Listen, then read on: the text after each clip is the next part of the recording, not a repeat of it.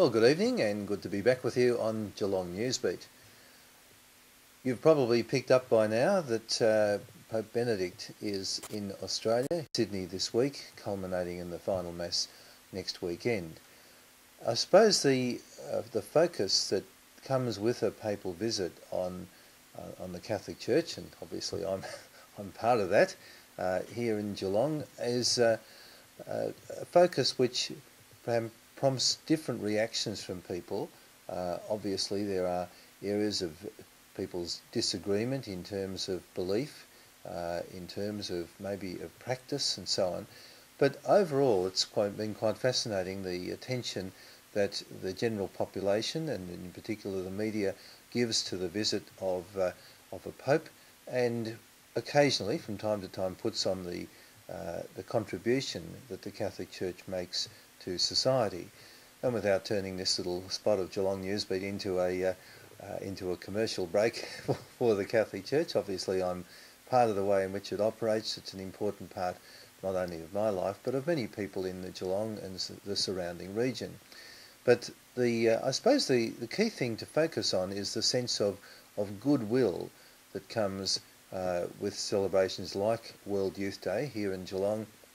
Over the past week or so we've had visiting young people, about 150 or so of them from England and from Poland, here in Geelong, being hosted by Geelong families and having an absolutely terrific time, not just in sense of being tourists, but they term it very much a pilgrimage. In other words, a journey in their own spiritual, religious and faith-centred life to bring them closer to Christ and to hopefully make them much better people, much more generous and contributing citizens.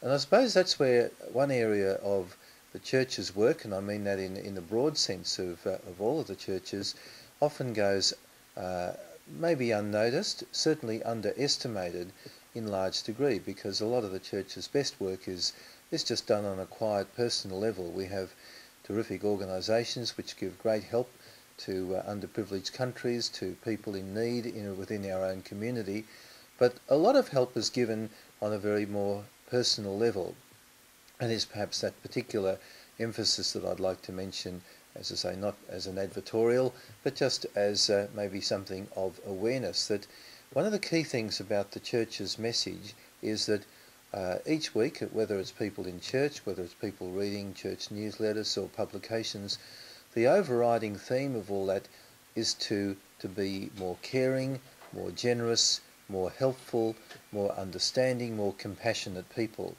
The consistent message of the Church is to love one another and to help each other. We have problems where perhaps we, even as a church, we don't get it all right, and there's always plenty of attention, and perhaps quite understandably so, given to those areas where we don't live up to our own ideals. Nonetheless, the message of the churches is one to try and bring out the best in others, to encourage us to care for one another and to make a positive and helpful contribution to society. When this is being done week in and week out on a general level with people gathered together in church, and on a personal level as people read various books and magazines and articles or watch DVDs or so on, all of which is helping them to be better, more fulfilled people. We live in a turbulent society. We spend a lot of attention given to the sense of violence on the streets and security that we have to have from one another, and our sense of being in fear of one another. The message of the Church goes completely in the opposite direction. It says, hey, we're all in this together. We need to care for one another. Christian churches particularly take the message of Jesus to love one another as he has loved us, to treat each other the way we'd like to be treated ourselves. All of this makes for a better community.